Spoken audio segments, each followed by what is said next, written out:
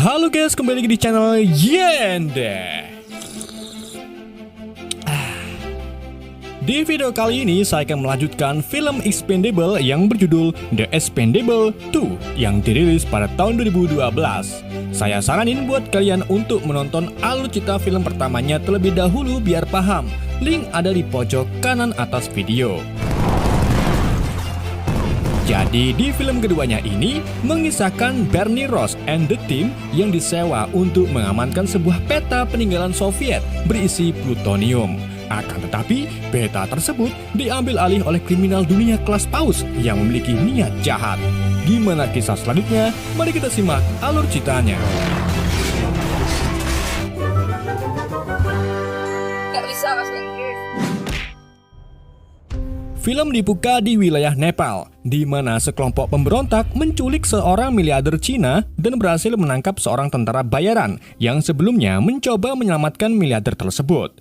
Masih belum jelas siapa tentara bayaran itu karena seluruh wajahnya ditutup oleh kantong cecek. Tidak lama kemudian, datanglah pasukan elit The Expendable yang disewa untuk membebaskan miliarder Cina. Pasukan Expendable itu sendiri terdiri dari tentara terbaik di dunia, yaitu Bernie Ross, si pemimpin, Lee Christmas, ahli pisau, Yin Yang, ahli bela diri, Gunnar Jensen, ahli penembak, Hell Chaser, si penghancur, dan terakhir, si Tolrod. Mereka kemudian mulai membasmi para tentara sambil tertawa seolah-olah musuh yang mereka hadapi hanyalah musuh ecek-ecek.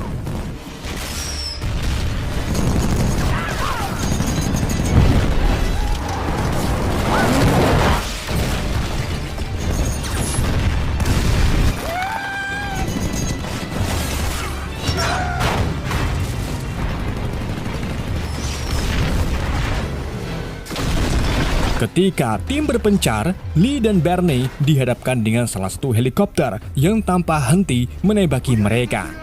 Bernie yang sering makan kemangi kemudian mengeluarkan ide cemerlangnya, yaitu menyalakan sepeda motor lalu menabrakkannya ke helikopter yang membuat heli tersebut jatuh dan meledak.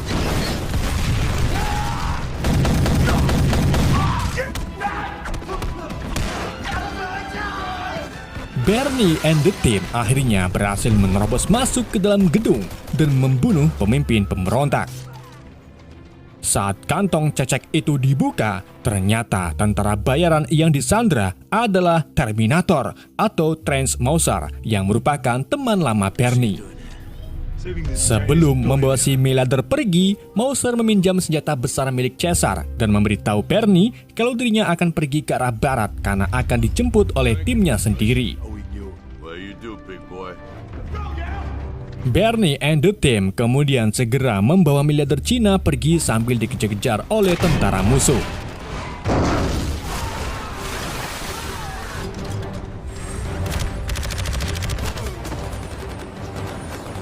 Sayangnya, saat melewati hutan menggunakan perosotan tali, Bernie dan Lee terjatuh dan berakhir dikepung oleh para tentara. Namun, sebelum keduanya ditangkap, para tentara itu ditembak oleh seorang sniper bernama Billy yang ternyata anggota baru di Expendables.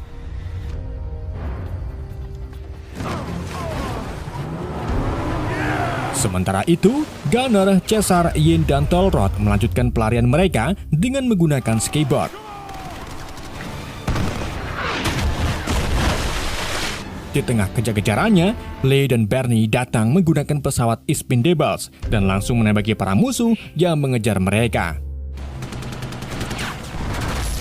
Meski Billy merewangi Banner dari jarak jauh, namun jumlah musuh tidak kunjung habis karena mereka terus berdatangan dari segala arah.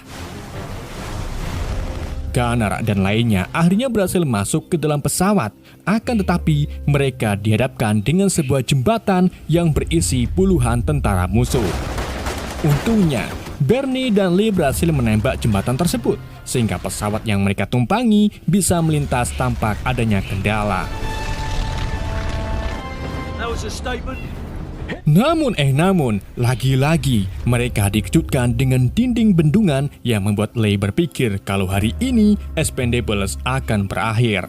Akan tetapi, untungnya Bernie segera menggunakan teknik keplak-keplak kopling dan berhasil melewati bendungan tersebut dengan sangat mulus.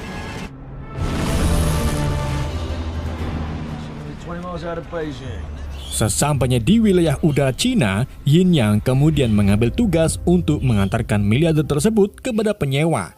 Tugas ini juga menjadi tugas terakhir Yin Yang karena ia akan membuat kehidupan baru atau mungkin pensiun untuk selamanya. It's okay, I'll get home a little earlier. Maybe soon, maybe never.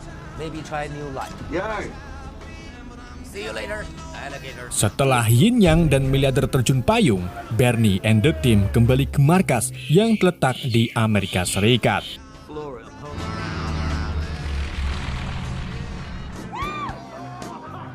Seperti biasa, setelah menyelesaikan pekerjaan, para tim membuat perayaan kecil-kecilan dengan meminum skuteng di sebuah bar.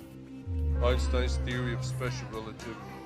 Believe it or Mas not, Billy people are gonna be- kemudian mengajak Bernie berbicara, di mana di situ Billy bercerita bahwa dirinya akan menjalankan tugas sekali lagi bersama Bernie dan meminta cuti beberapa bulan untuk melamar pacarnya yang merupakan warga negara Prancis. Mengetahui Billy belum pernah mencicipi nutrisi, Bernie pun mengiyakan permintaan Billy. I don't want you to think that I'm deserting you. Why don't you freshen up that beard?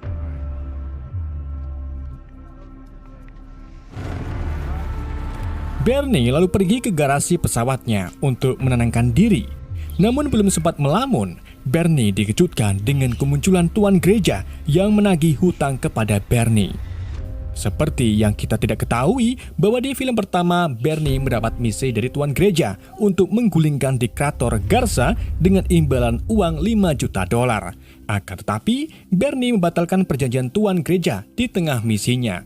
Dan yang menjadi permasalahannya yaitu Bernie mengambil uang tersebut dan malah menghabisi Garza serta agen CIA bernama James Monroe. Untuk melunasi hutangnya, tuan gereja pun memberikan sebuah misi kepada Bernie, di mana misi itu mengambil sebuah perangkat di dalam pesawat yang baru saja jatuh di pegunungan Gaza, Albania, karena ditembak oleh kelompok tak dikenal.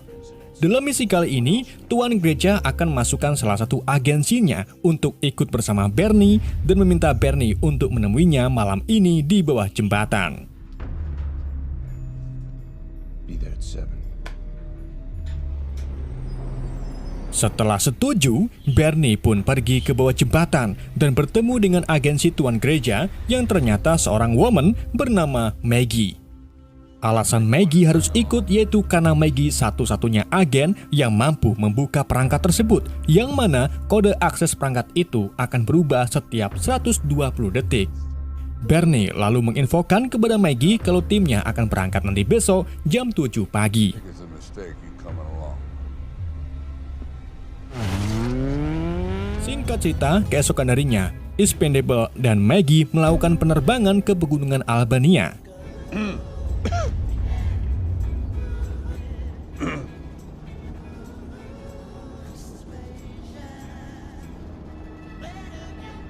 Dalam perjalanan, Billy bercerita kepada Maggie tentang bagaimana dirinya menjadi seorang sniper yang pernah berperang di sebuah lembah.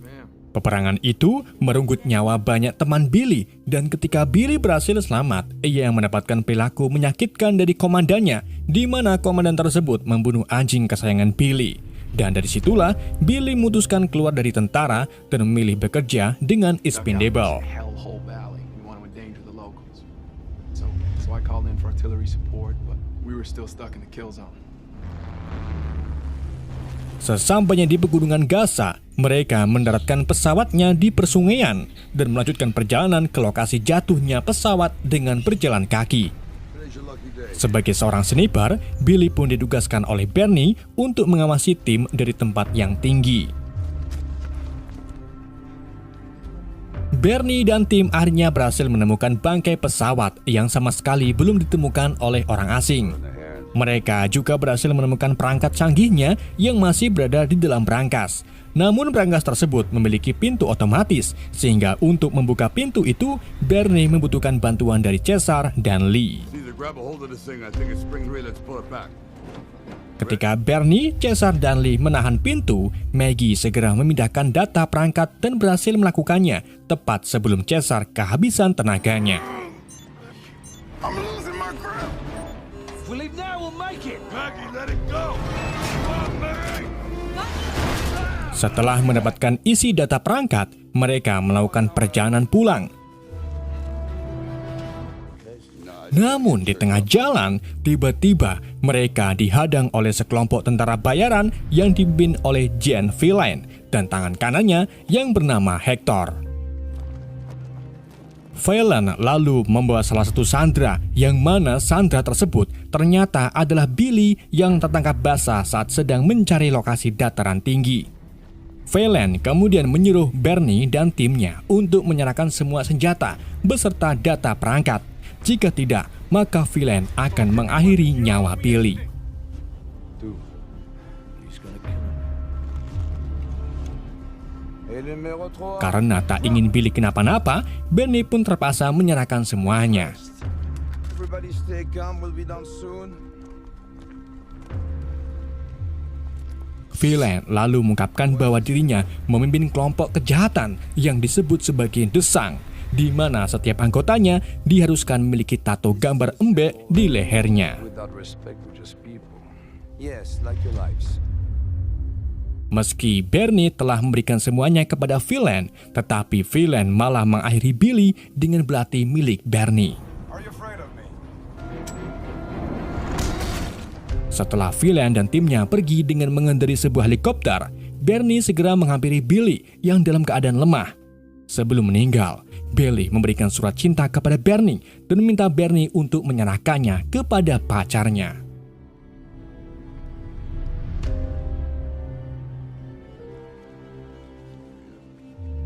Bernie dan tim lalu mengubur Billy di atas bukit, dan dari sinilah Bernie menginstruksikan timnya untuk melacak Villain dan balas dendam atas kematian Billy.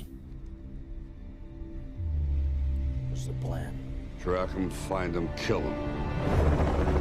Sementara itu, Villain dan kelompoknya tiba di sebuah tambang peninggalan Soviet, di mana tambang tersebut diduga memiliki gudang penyimpanan plutonium yang jumlahnya 6 ton.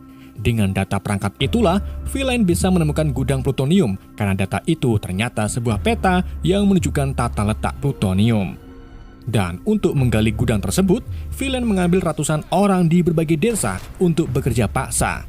Namun dikarenakan dalam 3 hari lagi ada seseorang yang mau membeli 5 ton plutonium dengan harga yang mahal, Villain pun meminta Hector untuk mengambil semua penduduk desa termasuk anak-anak dan wanita untuk kerja paksa. Understood.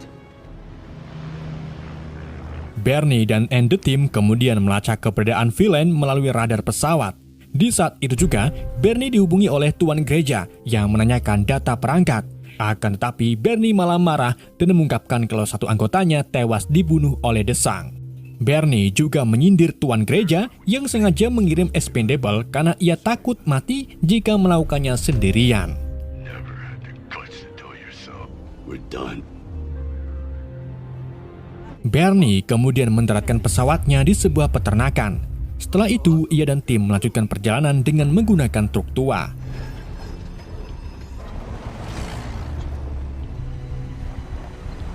Another transport truck. Could be one of theirs. Setibanya di sebuah klub malam, Bernie dan Lee menemukan anggota Sang dan mengajar mereka untuk menggali informasi tentang Villain.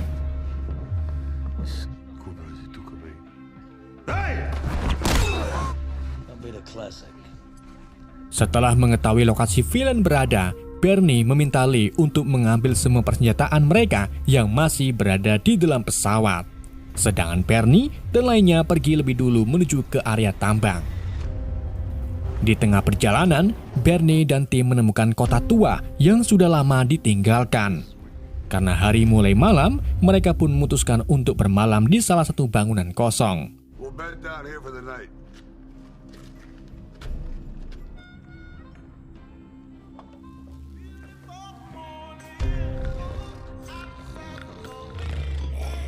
Singkat cerita, keesokan harinya, saat Bernie and the team hendak melanjutkan perjalanan, Toll Road dikejutkan dengan kedatangan pasukan Sang yang tanpa mengucapkan halo guys, langsung menembaki mereka.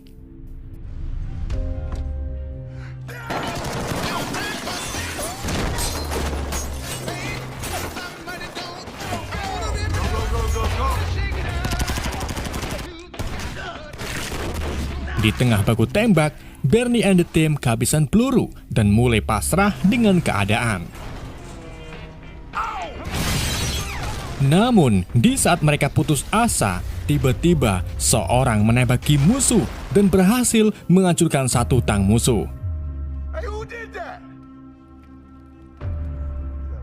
Seseorang itu ternyata seorang veteran perang bernama Bokir yang merupakan teman lama Bernie dan dijuluki sebagai serigala kesepian karena suka sendirian saat menjalankan tugasnya.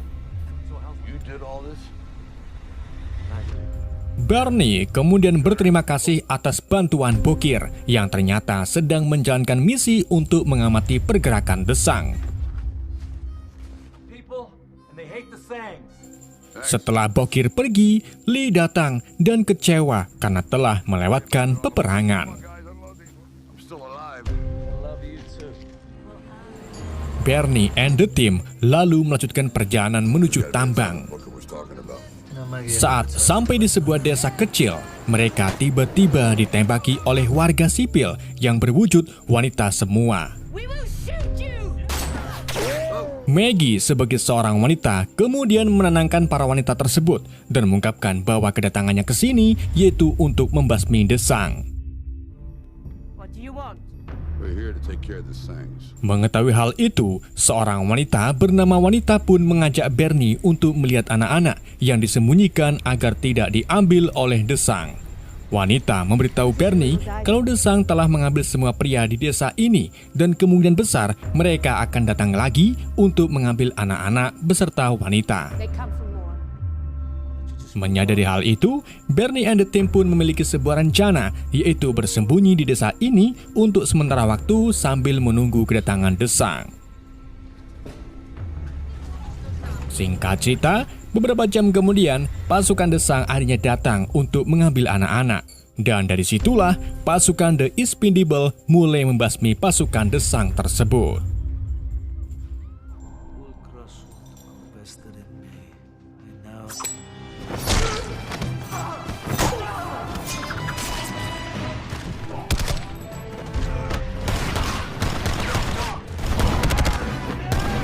One more!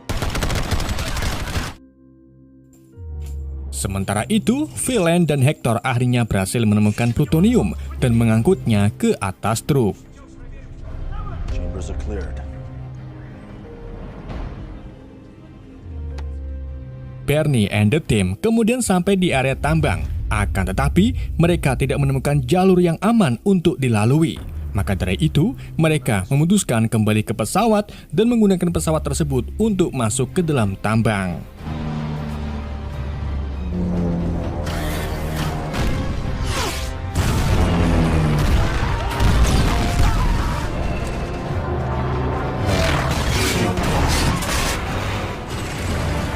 Setelah masuk ke dalam tambang dan membuat pesawat Expendable hancur, Bernie and the team mulai menghabisi pasukan Sang yang masih ada di dalam.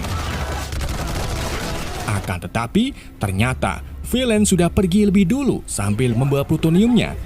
Tidak cuma itu, Villain juga meruntuhkan tambang yang membuat The Expendable dan para pekerja tambang terjebak di dalamnya.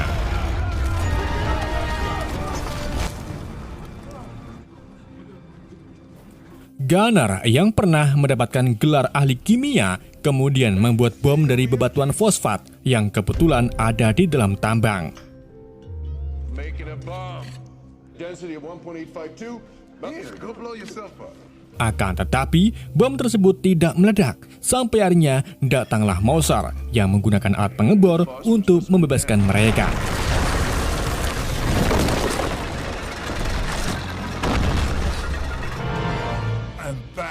Ketika Bernie dan T-300 sedang mengamati para pekerja tambang yang berbahagia, tiba-tiba Tuan Gereja datang dan mengungkapkan kalau ia akan bergabung mengalahkan Villain. Tuan Gereja, Mauser, dan The Expendable kemudian menggunakan helikopter untuk mengejar Villain yang sedang menuju ke bandara. Setibanya di bandara, mereka langsung menembaki pasukan Villain. Akan tetapi, truk yang Villain tumpangi terlalu besar dan berhasil menerobos masuk ke dalam bandara. Dan dari sinilah pertempuran antara dua kubu terjadi.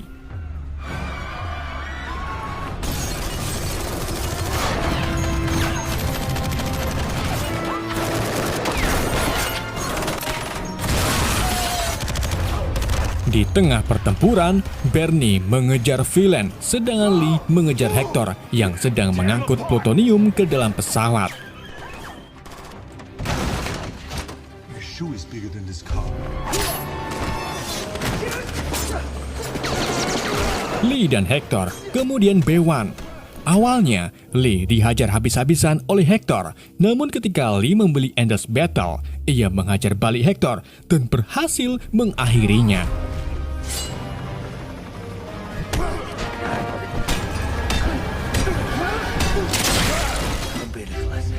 Sementara itu, Bernie berhasil menemukan villain yang bersembunyi di sebuah gudang permesinan. Dikarenakan peluru senjata villain habis, ia pun mengajak Bernie untuk duel 1 lawan 1 tanpa menggunakan item apapun. Bernie pun menujuinya dan pertarungan pun dimulai.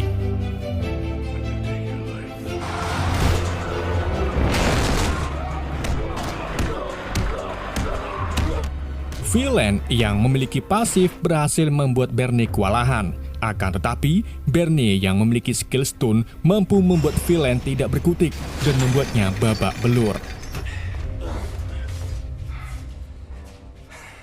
Villain kemudian mengeluarkan belati milik Bernie yang digunakan untuk mengakhiri Billy. Mengingat villain tidak memiliki rasa vanilla, Bernie pun meraih rantai dan menyabetkannya ke villain, kemudian menggunakan belati tersebut untuk mengakhiri nyawa villain. Come on, Valan. Valan.